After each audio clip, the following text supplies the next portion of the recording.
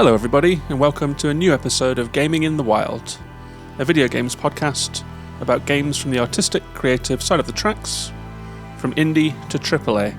My name's John, I'm your host. I am recording on Saturday the 10th of February, out in Reykjavik, Iceland as always. Hope you're all well. If I don't sound well, it's because I haven't been actually, so if my voice is a little hoarse, it's because I've been down with some kind of not COVID flu for all of this week. So I've been lying around, sleeping a lot, eating some soup, but this also coincided, funnily enough, with the week of Steam Next Fest. If you aren't familiar with Steam Next Fest, it's when lots of developers who have games that are approaching completion or are fit to show will put demos on Steam. Thousands of demos appear on Steam all at once, and we can download them for free, we can try them out. It's a really interesting time. People that are in Steam Next Fest that are playing the games are all posting and sharing what they have found, sharing their finds that they have uncovered, talking about the big hitters. You can see which games on Steam have been the most downloaded, which is interesting. You can see concurrent players, you can watch people streaming. I've had a good time watching various people streaming Steam games as well. So I've got lots of interesting games to talk about. Many of them are first tastes of games that I was quite excited about for this year. So it's been really fun going hands-on with loads of exciting indie games. I've played almost 20 different games. I have a top 5 that are the best of the fest. And so this episode is going to be me running through all of the games that I tried at Steam Next Fest this year, and then telling you about the top 5 games that I played during that time. So there's a lot to get through, but before we do, allow me to say this is a patron-supported show, so if you are a first-time listener who likes what you hear today, or a long-term listener who listens to the show every week, you can support this podcast for $1 a month at patreon.com/gaminginthewild, and you get extra episodes, you get an invitation to our Discord community, where we've all been sharing all the games that we've been playing. I picked up a few recommendations from there. It's a really fun time, and I use all the money that I get from Patreon to upgrade equipment, buy games, buy music, and make the podcast sound better, host the website, all of that kind of stuff. So it's patreon.com/gaminginthewild if you're interested in supporting the podcast. And I would also like to say a big thank you to everyone that leaves a star rating for the show on Spotify, that shares it, that likes the YouTube video, that leaves a review on Apple Podcasts. All of that stuff is great as well. So thanks very much to everyone who does that. And with all of that said, let's move on and get into it. We've got a lot of games to talk about today. So let's talk about some of these great indie games that I've been playing as part of the 2024 Steam Next Fest.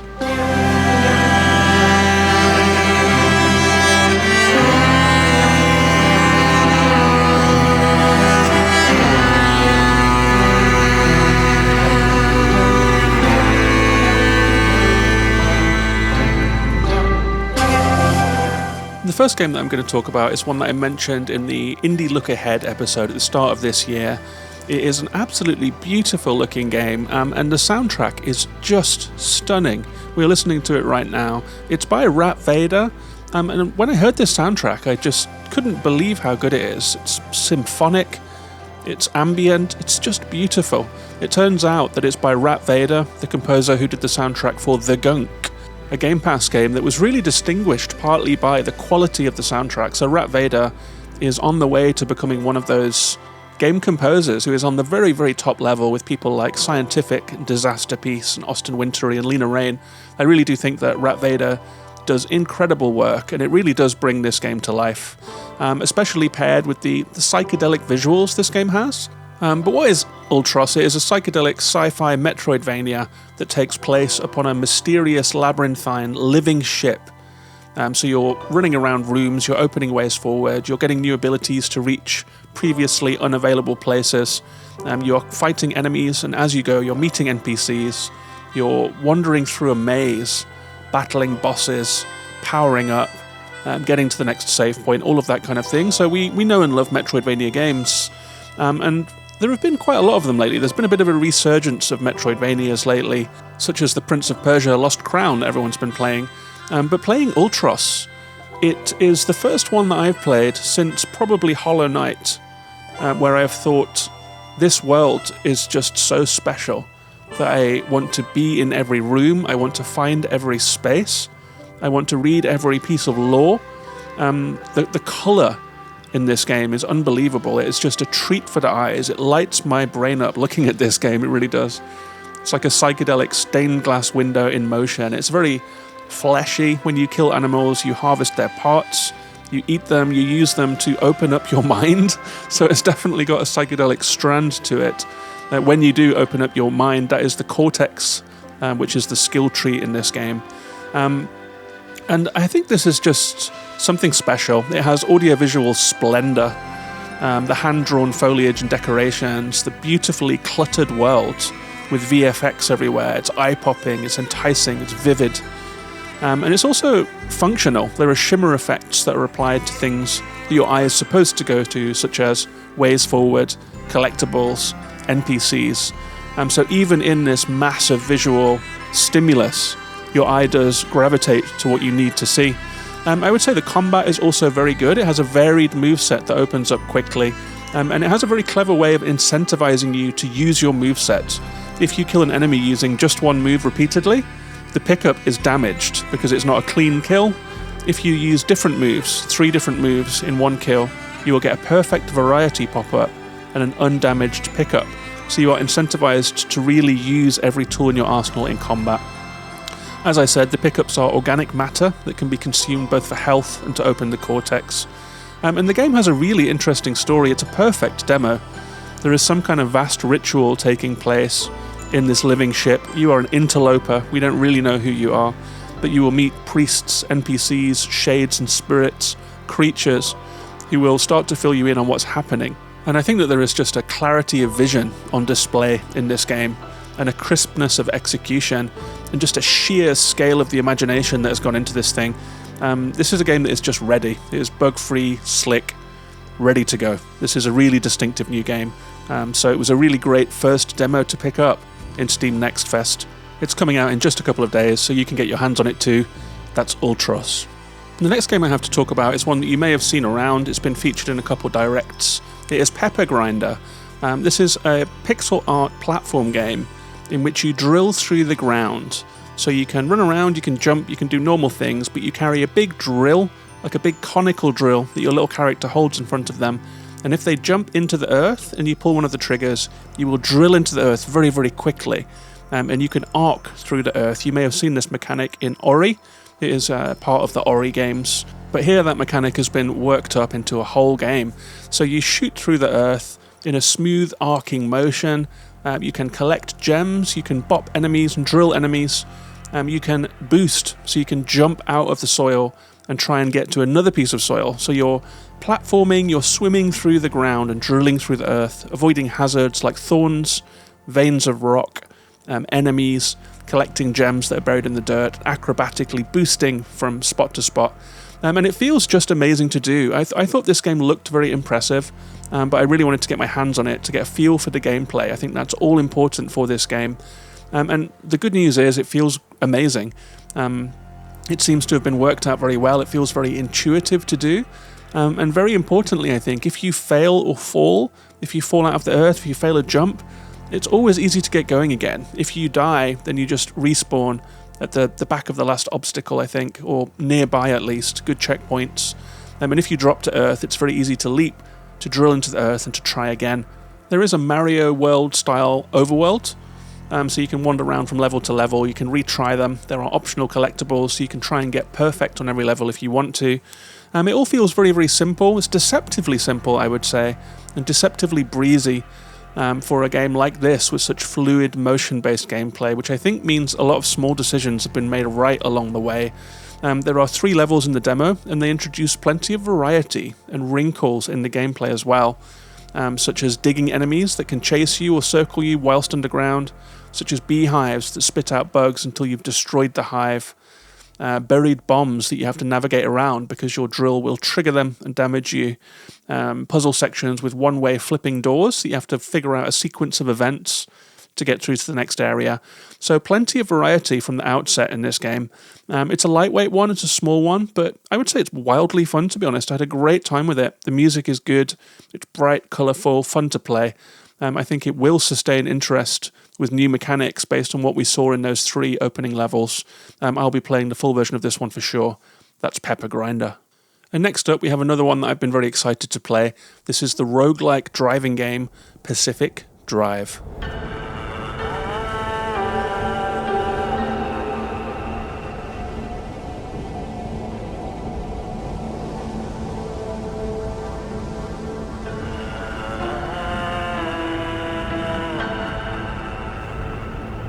Pacific Drive is one that I've been looking forward to as well. We saw a trailer for it, I believe, in a Sony State of Play, and after that people have had eyes on it. It's been pretty hotly anticipated.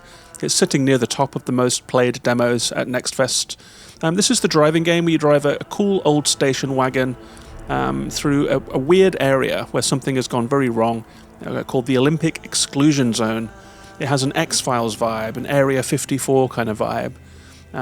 It's a wooded, evacuated, Midwestern tract of land. Some strange government experiment has gone wrong here, and as a result, there are paranormal events occurring. Visual, temporal, and gravitational anomalies and glitches, and you have to use your car, drive around, find spots, find places, try and find survivors, and just try and escape and untangle the mystery of what is going on. It's a first-person game, and you start in the zone, cruising along through worsening weather. The driving feels okay, I would say. I can imagine that the handling might improve as you power up your car, which is a big part of the game. And in the demo, things get medium weird after a couple of minutes of driving. You are taking in the landscape, you are taking in the wooded mountains, the mega structures all around you. Things get a little bit weird. You black out, the car is sucked into some kind of energy field. When you wake up, someone is speaking to you on a shortwave radio. You cannot speak back to them, but they are talking to you. They are saying someone is out there, glad that there's a survivor, and they give you directions to a garage, a safe harbour. And so you get in the car, drive through some more craziness, and then get to the garage, which is going to be the hub of the game. So there are two aspects to this game. One of them is the driving, which, as I've said, feels okay, but looks amazing. It was really fun driving and just looking at the environment. But when you pull up in the car workshop, you are introduced to the second main spoke of this game, and that is car upkeep, car improvement, repairs, powering up, attaching new devices to your car to help you in the next run. And this has always been something that I was quite drawn to in the footage that we've seen.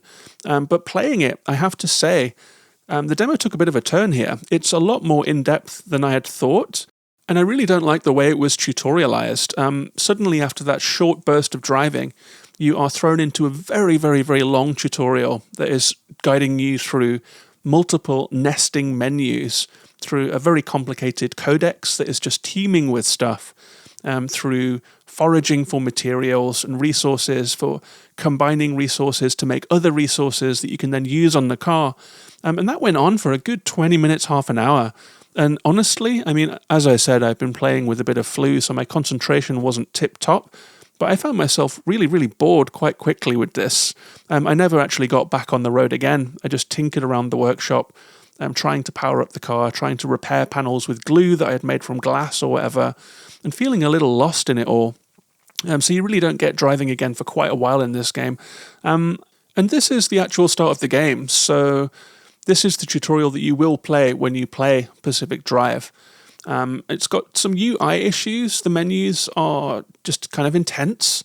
The font is really small. You can pin items to a to-do list. There are tons of different resources, reams and reams and reams of shit to read in the codex, and a pretty intimidating amount of tools, components to craft. You get a tool which is a grinder that you can use to grind down other cars for resources, but even the grinder depreciates over time. So you'll have to remake your grinder, repair your grinder. So grinder is no joke. I mean, you're going to be grinding in this game.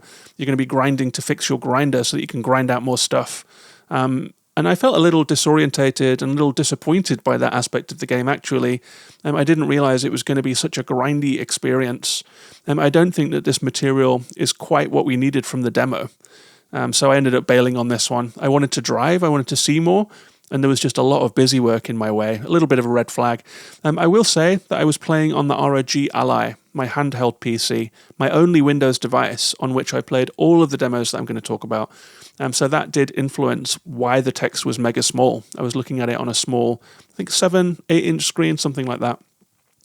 So I'm definitely going to give this game a second try on PS5 on a big 4K screen. When I'm feeling a little better. I did get a code for it, and that is in now, so it's waiting to be tried now that Steam Fest is over. And I'm hoping for the best. I am optimistic for this game, but the demo itself was a little bit of a thumbs down for me. But luckily enough, there are loads of demos to try, so I moved on pretty quickly from that one.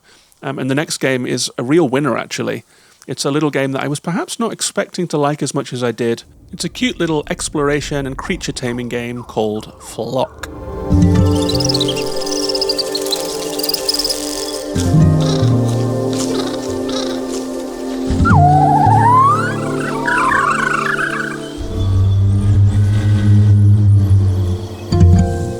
And Flock is a game by Hollow Ponds, the makers of I Am Dead and Wilmot's Warehouse, indie games you may have heard of. They were quite well regarded when they came out. And I've seen a little visual demo of this one. It caught my eye. I mean, it's very pretty to look at. You will glide around in this game. You are riding on the back of a bird.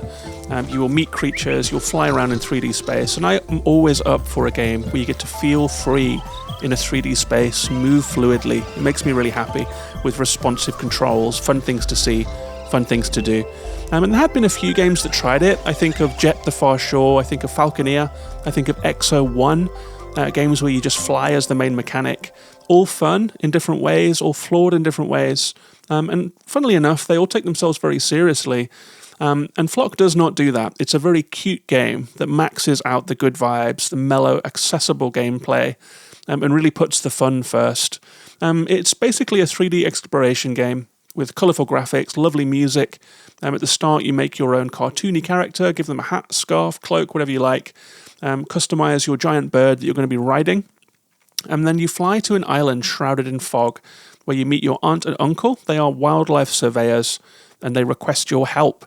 What they're trying to do is categorise and catalogue all of the different animals that are around this island. And there are a couple of fun gameplay mechanics that you use to do that. First of all, you have to observe them, their colour, their shape, their behaviour, then answer a question about them to get them into the codex. If you find the right kind of whistle, you can imitate their call and tame them, and then they will fly around with you. At the start of the game, you can have 6 little friends that fly around behind you, and it's just really, really fun. Very satisfying. It put a smile on my face to just be flying around the island with all of these little friends. You can swap them in and out. There's other mechanics too, like you'll find these grassy mounds and you have to bring a sheep there to eat the grass away and reveal secrets. There are characters that you'll meet who have side quests. And I had really, really good fun with this one. I think the progression was good too. We got to see it in the demo. So when you complete a map area, the clouds will lower to reveal more landmass, more creatures, and more characters. I really didn't want this demo to end. It's one of the few that I would happily have played the whole game right there. Just a gorgeous little game. The final form of this one will support multiplayer, so you can fly around with friends in-game. I think up to 4 friends can be in the same game, which sounds like a lot of fun. So that's a big thumbs up from me on Flock. And the next one that I have is another cute, colourful, childlike one. From the Moomins, from the world of the Moomins, it is Snufkin, Melody of Moominvalley.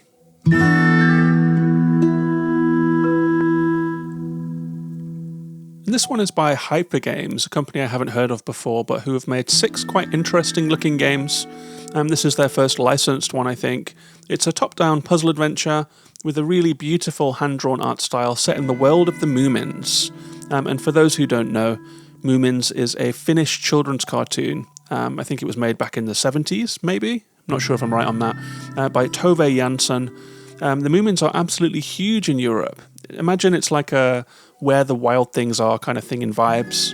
The Moomins are like these moon-faced hippo creatures who deal with eccentric interlopers, natural disasters, oddball creatures who come out of the woods and wander through their valley. It has a lot of the darkness of old European fairy tales that I really, really like. As a kid, there was a puppet show about the Moomins that just used to fascinate me. It was like the strangest, darkest thing on television, and I was really into it. So check it out. If you're not familiar with Moomins, especially if you have children, please do find some Moomins books. I feel like they were chaotic and strange in a way that really opened my mind up as a kid. A little door opened in my mind. But anyway, this game is based on Moomins.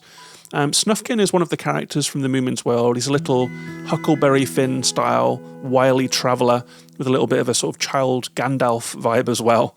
And Snufkin returns to Moominvalley after a trip, and he finds that the valley has been taken over by some kind of authoritarian weirdos. This being the Moomins, they are not like 7-legged alien spiders who are going to eat your brains. They're actually just policemen who have decided to enforce a lot of rules. You start finding signs everywhere for things like no smelling the flowers, no looking at the view, no camping, no fires, and Snufkin is outraged and starts pulling up the signs. If you pull up all the signs in the areas, then the local cop will leave. So you have to tear up signs and basically fuck with the system until all the cops go away.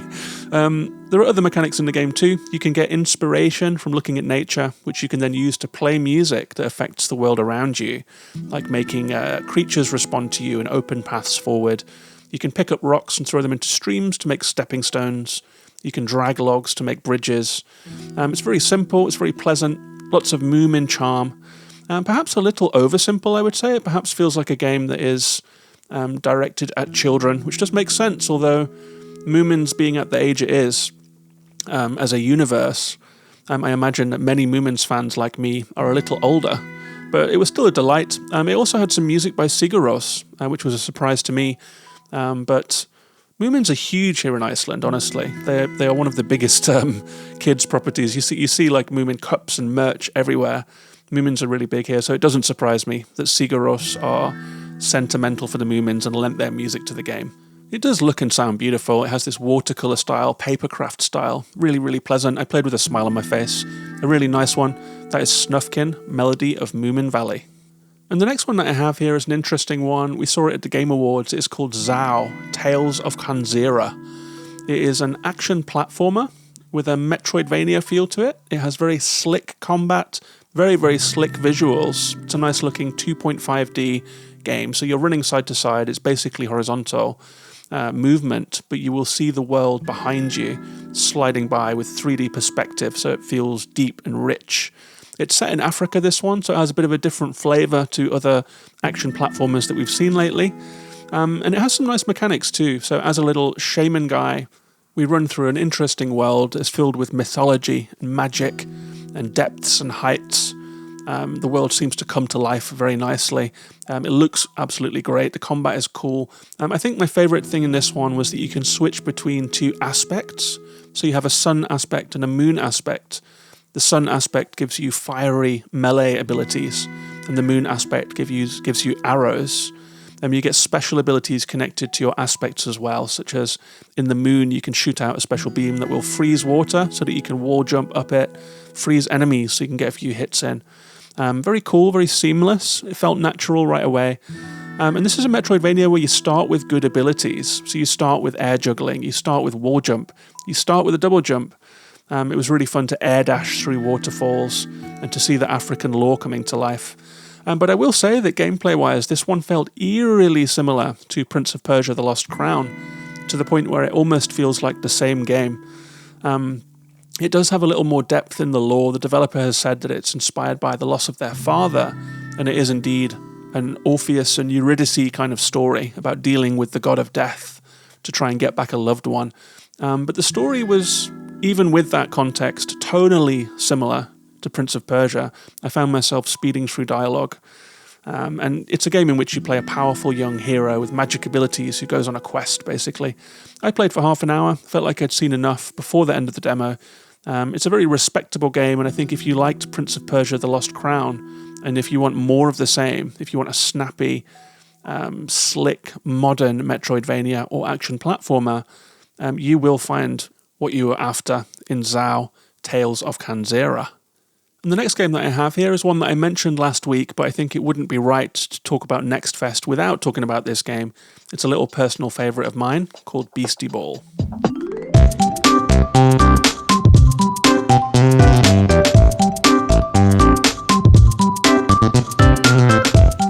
And Beastieball is another game that I had seen something of, but was not expecting to like quite as much as I do, and I really do like this game. It's a little bit of a spin on Pokemon, but in a much more creative way than something like Palworld, I would say. It feels quite original in its way. It's a top-down view with paper-crafty, bright, cartoony art. It's from the developers of Chicory, and in this game, it's a world of Beastieball, and you are just a kid hanging around in your local village. You're a big fan of the sport of Beastieball, where little creatures will play a ball game against each other that's a lot like volleyball. At the start of the game, your local Beastie Reserve is threatened with demolition, and so you go on a quest to become the biggest Beastieball coach of them all, and to stop that from happening. And what that means is that you do this little sort of top-down RPG world. You go around and talk to people. You learn how to play the sport of Beastieball. You can recruit little beasties to join your team. And then whenever you run up to a beast in the wild, it will flip to the main part of the game, which is the volleyball. You play on a court divided into 8 squares. You can move your little guys around, it's turn-based, you can volley to each other, you can attack, you can defend, you can use your special abilities to try and hit empty squares, get the ball past your opponent, or to hit them and reduce their HP to 0 and win the match. Very engaging. This short, sharp, strategic rounds of Beastieball were really, really fun. I really enjoyed passing around, learning tricks, learning how to spike to my friend, who then gets extra power on the ball when they hit it. You power up your beasts quickly and they unlock new special abilities.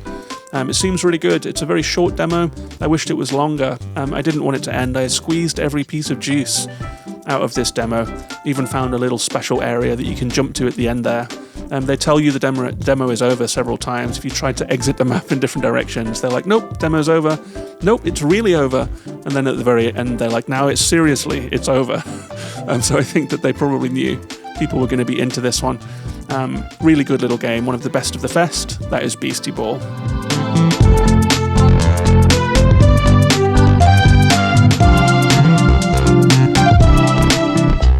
I also wanted to give a little shout out to a game called Summerhouse.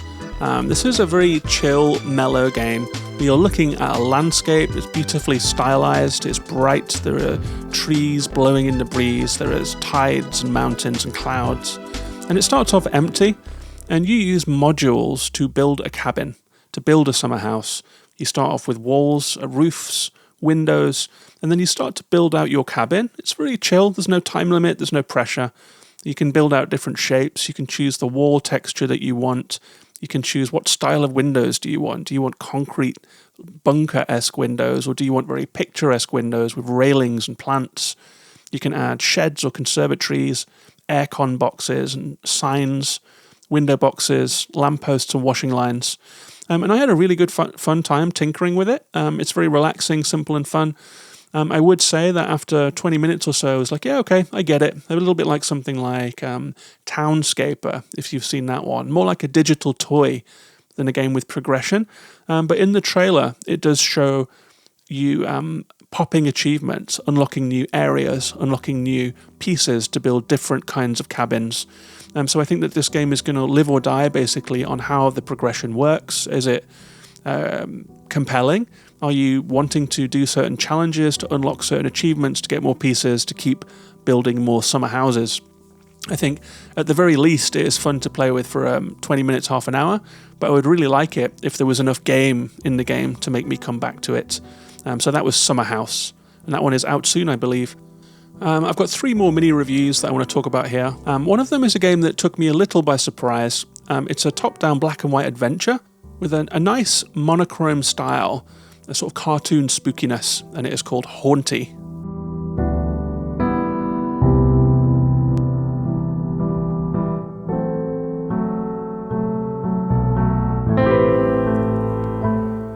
And this was a really cute little game, actually. You land in I guess, purgatory at the start of the game. You fall down into purgatory. You play a little black squiggly ghost with a little hooked hood. You don't seem to remember who you are. You don't really seem to be able to speak or how you died, where you are. But you meet some ghosts who will guide you through how things are down here in purgatory. And it seems that you're on a quest to be reunited with someone that you knew in life. And we learn that in the very start, in the intro of the game. And to do so, we're going to have to move through some really interesting sections of game. This is quite a generous demo, and I really enjoyed how much gameplay and how much area we were allowed to play. You follow lights through mazy areas. They are linear, but they also branch. And on the way, you collect memories that are little glimpses at your former life. You use your soul energy, which is on a cooldown, to shoot, kind of like a twin stick mechanic. You can use that to take out little nasty enemies, to light torches, to solve puzzles, to pop big mushrooms to get resources. And there is also a haunting mechanic, where you can haunt inanimate objects, such as haunting a pillar and making it fall so that you can use it as a bridge, haunting a ladybird so that you can fly between trees and reach high places. It's very stylish, it feels great to play, it's very slick, very fun. Another demo that I didn't want to end, I was really sold on this one. A couple of small critiques on it though. I did find that the base walk speed was a little slow. You know when your walk speed in the game is a little slow, so you just end up dashing all the time. It was that, basically. You just end up dashing through the game. It doesn't feel good. I'd say put the base run speed up a little and let the dash matter. Use it sparingly so it doesn't feel like you are rushing, you know. I would also say that when you are in ladybird form, sometimes you're so high that you can't really see where you are in the 3D space. I kept floating past things I was trying to collect and that sort of thing. So maybe some kind of indicator of where you are in 3D space. But all in all, I was very, very impressed with this one. This was a big hit with me, and I will definitely play more of it when it releases. That is Hauntii.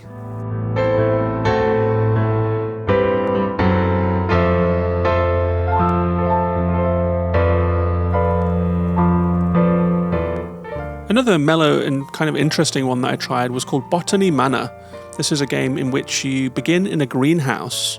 It's first person, a beautifully rendered greenhouse. The visual style reminded me of something like Maquette or perhaps The Witness, a stylized 3D world. The greenhouse is full of smog. You can find notes dotted around the place. You can find books. You can find plant pots and seeds. And you have to piece together your objective, which is to find the right conditions to plant a seed, water it, get the temperature right, and grow the plant, which will then suck up all of the smog and allow you to move on to the next area. So it's a puzzle game where you have to use gardening to try and get through to the next objective. I found this one really, really fun. There are only 2 areas that you get to try in the game. The first is the greenhouse, which is just gorgeous to look at. It has this Victorian Kew Gardens kind of feel to it. After that, you get to walk through to the main house. Many, many locked doors that I assume will open throughout the game. That is the manor of Botany Manor. There's a second puzzle where you have to simulate lightning to try and make a seed grow, which was very, very fun to do. Really enjoyed that one. Very, very mellow. Very fun time. I think I will be picking that one up. That's Botany Manor. One more game to talk about in the reviews, and then I'm going to do a little speed round at the end. But the last game in this section is called Crypt Custodian. This is a game that I had not heard anyone talking about and hadn't seen anything of, but it has been racing up the ratings in Next Fest itself, so it is a hit of the festival. And it's a lovely little game. It's like a 2D Zelda-like with illustrated graphics, lovely mellow music, a cute story. Again, it's about someone who lands in the underworld, the afterlife, and has to figure out what's going on. In this one, you play as a cat who died and is made janitor of the underworld by a suspect-seeming overseer who doesn't seem to like sending anyone to heaven. So you will meet other people in the underworlds who have also been banished down here. And there is a pleasant variety of things to do right off the bat in this game. You'll meet NPCs who will fill you in on how things work in the underworld. There are dungeons to play through. There are puzzles to solve. There are little combat arenas that you get locked into. Very satisfying move set, I would say. There is a jump attack, a dash attack, a little combo. You can power them up pretty quickly. It all looks, sounds, and plays great. I would say visually it reminds me of The Wild at Heart, if you've played that one. A very, very nice looking game.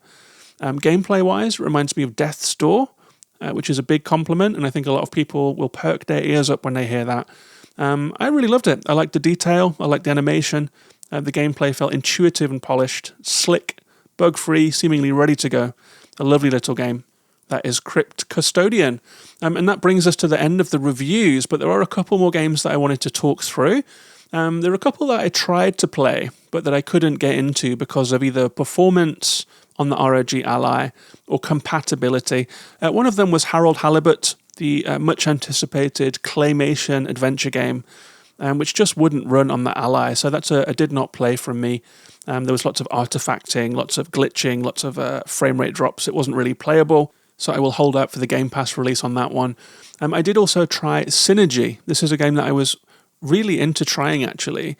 It's a strategy game, which is not my usual genre, top-down, in which you are trying to build community and infrastructure in a desert with a desert-faring society. It looks gorgeous. It has a Sable-like visual style. But as I quickly discovered, you need a keyboard for that one. I have not got my keyboard and mouse all set up with the Ally and the monitor and the hub and all of that stuff yet. So I couldn't play more than a minute or two. But I might try and set that up tonight because that does look like a really interesting game. That one's called Synergy. I also tried a game called Taking Root, another game that was not gamepad compatible. And so I just got marooned in the first room and I couldn't do anything. This one's a gardening game. Looks kind of cute, but the first room itself, the graphic style looked a little bit, I don't know, a little bit rough, so I didn't persist with it very long. So Taking Root is another did not play. There were also a couple of games that I tried and didn't gel with exactly. One of them was Arco, a promising-looking pixel RPG.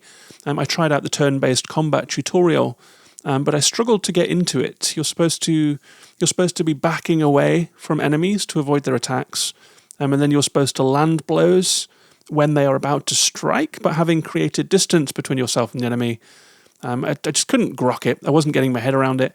And there are so many other games to try. There are so many games to try in Steam Next Fest that I just I bounced on Arco, but I didn't want to give it a full review because that was just me being impatient and having flu. I'm sure it's a good game. I also tried out Rotwood. This is a very slick Cult of the Lamb, Nobody Saves the World style, cartoony dungeon crawler. And it is visually as polished as both of those games. But the gameplay didn't work for me. I found the movement speed to be frustratingly slow. I found the attacks to be a little sluggish and imprecise feeling. So I did one run, and I thought, yeah, that's enough of that one. I think those two other games just nail the gameplay on a level that Rotwood isn't doing. And I also tried a game called Albatroz, the last one that I'll mention here. It was a suggestion from Dovetail over in Discord, and I can see why. It does seem like a John game. It's a road-tripping, hiking game where you drive around a world, a beautiful-looking world, I have to say, with huge mountains in the background, just really, really big, like the God of War mountain, you know. It's like nature feels large in this game. And then you have to also do some hiking, some talking to people, and that kind of thing. It didn't run particularly well. It was glitching like crazy, even on low settings. The difference between high and low on this game is profound. The low settings, it really does look quite rough. I would say this is maybe the shabbiest demo that I played. There were lots of bugs, lots of glitches, but that wasn't the biggest problem. The biggest problem that I had with this one was, although I was really into the driving, really into the environment, really into the idea of a hiking game, it's got a lot of story shoved down your throat from the start. So you have a protagonist who talks about themselves a lot with really clunky dialogue about their life, which just turned me off. I wasn't really into it. The type was too small to read. I had control issues. The controller sometimes wouldn't work. There was a bug where I tried to refill the car and then found it sticking out of the ground. And apparently it takes 45 minutes of in-game time. You have to do a little time skip when you fuel the car. Having fueled a car, I can tell you it does not take 45 minutes, so I don't know why they would put that in there. So lots of little things that were wrong with that one. I like the aim, I think, of Albatroz to tell a story through road tripping and hiking and travel, but perhaps not in practice. So that's all of the games that I tried at Steam Next Fest, and I think it would be fun to just list off the top 5. So I've made a little best of the fest top 5 here.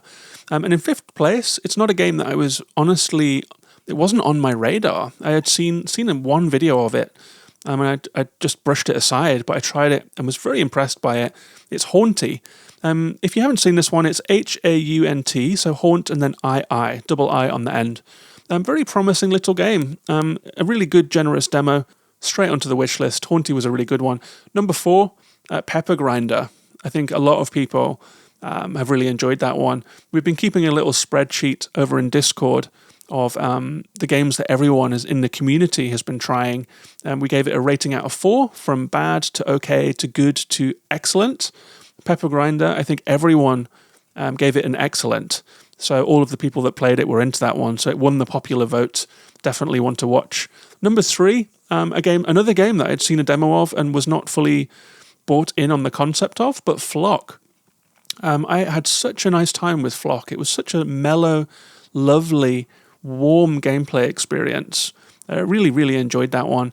It's a creature collecting game as well. Just flying around with all your little creatures behind you was a genuine pleasure. Number 2, Beastieball. Another unexpected hit for me with a creature collecting aspect. I really liked the volleyball. I guess I should have known. I mean, Chicory made my top 5 games of the year in the year that came out. I think it was 2022. It was a really lovely game. The writing was good. The gameplay was on point. The art style was fun. The whole thing just cohered really well. And Beastieball is just the same. It's just high quality, really, really fun, really energetic, really enjoyable. But the best of the fest for me is the first game that I talked about in this episode. It is Ultros. Ultros just leapt off the screen for me. The visual style is just something else. The music is jaw-dropping. I got goosebumps and the hairs on the back of my neck when I'm playing that game. The colour stimulus, the sharp gameplay, the intriguing, fleshy, strange alien world. The imagination on display in Ultros, I think, puts a lot of other Metroidvanias to shame. It really is just a vision.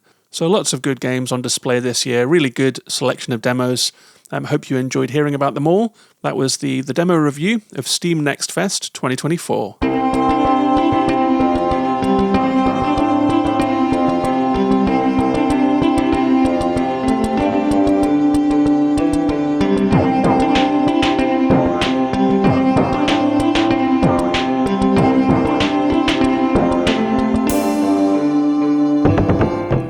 I hope you enjoyed that review.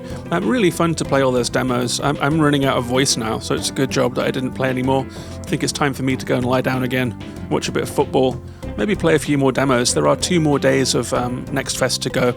If you are listening to this on the day that it came out, you still have Saturday evening and Sunday if you would like to try out some of those demos yourself. And if you found any demos that I didn't talk about today, I would love to hear from you.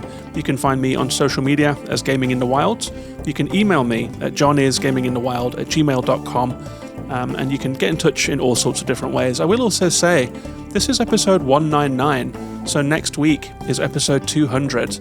If you would like to send me a question about games, about podcasting, about tech, about journalism, about working in games, about life in Iceland, about any of that stuff, other culture, music, film, books, please do so, and I will answer them all on next week. I'm doing an Ask Me Anything episode just to celebrate 200, a really good milestone for the podcast. And with that said, thank you very much for listening. Thanks for being here. I'll be back next week with that Ask Me Anything episode. Take care of yourselves and each other, and bye-bye for now.